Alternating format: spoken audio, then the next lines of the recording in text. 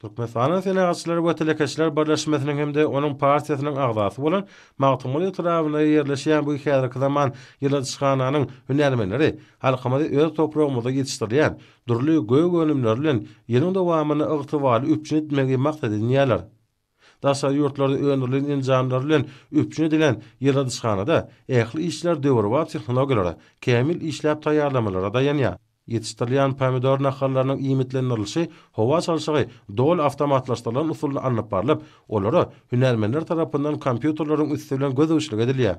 Munyň özi ýyldızxananyň ýylylyk, çyýglylyk, sugorş ulgamlarynyň işlerini talaballaryk ýola goýmakda möhüm ähmiýete ýedir. Göýgönümleriň durly görnüşlerini ösürip ýetişdirmäge niýetlenen ýyldızxanada ýetiştirilen pomidor şitilleri mineral dökünler goşulyp baýlaşdyrylan suwlar bilen sugorulýar.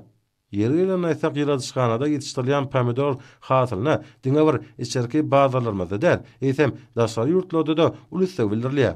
Türkmen telekeçiniň bäsişige okuyup biligi bilen tapawutlanýan pomidor nahallarynyň daşarky bazalara ugradylyp başlanmagym muňa doly şaýatlygy diýär. Halkara parahaçylyk oýnaşmak ýerine ýokary üstünliklerine beslemek bilen döwrewap ýyldızxananyň hünärmenleri şu günler hasyl ýygnamak işlerini guramaçlykly dowam edýärler. Tagamlylygy we ýokumlylygy bilen tapawutlanýan ter pomidor hasyllary halkymyzyň toý saçaklarynyň bedegine urulýar. Ýyldızxanada şu ýyl 150 tonna pomidor hasylyny almak gözüňe tutulýar.